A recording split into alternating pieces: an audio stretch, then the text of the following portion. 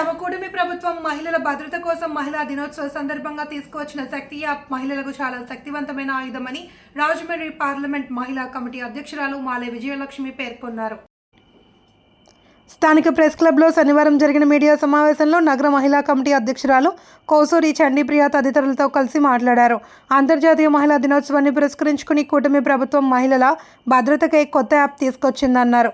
ఈ యాప్ మహిళలకు ఎంతో ఉపయోగకరంగా ఉంటుందన్నారు. గత ప్రభుత్వంలోని దిశ యాప్ మాదిరిగా కాకుండా పలు అధునాతన భద్రతా ఫీచర్లను ఈ శక్తి యాప్కు జోడించిందన్నారు. మహిళలకు ఆపద కాలంలో అత్యవసర సహాయం అందించేందుకు శక్తి యాప్ కీలకంగా పనిచేస్తుందన్నారు.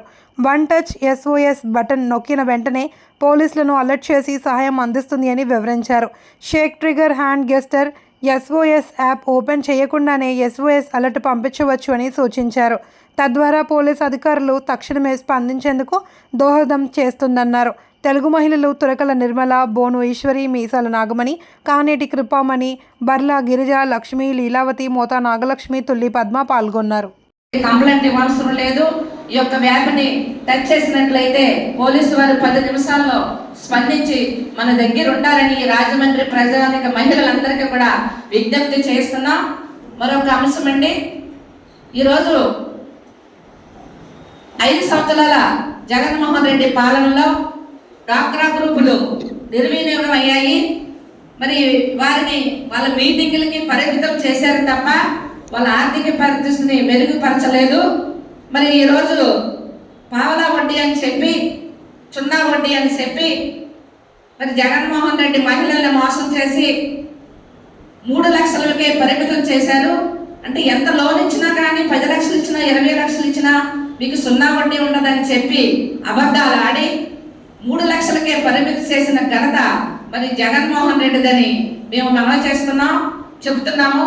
మరి చంద్రబాబు నాయుడు గారు మా ప్రభుత్వం వచ్చిన తర్వాత ఈ 7 నెలల పరిపాలనలో ఇది 5 లక్షల వరకు రాయితీ సున్నా వడ్డీ ఇవ్వడం జరిగింది.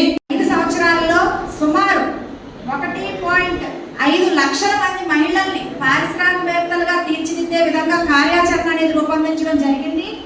దీనికి ప్రత్యక్ష సాక్ష్యం 2025-26 రాష్ట్ర బడ్జెట్లో మహిళలకు ప్రత్యేకించి 4,332 కోట్లు మహిళా, స్త్రీ, శిశు సంక్షేమానికి వారు కేటాయించారు. దీనికి మా మహిళలందరం కూడా మన కూటమి ప్రభుత్వానికి ప్రత్యేక అభినందనలు తెలియజేసుకుంటూ ఈ సంవత్సరం రాష్ట్ర బడ్జెట్ని ప్రత్యేకించి మహిళా బడ్జెట్ అని కూడా చెప్పొచ్చని మేము గర్వంగా ఈరోజు మీకు తెలియజేస్తున్నాం.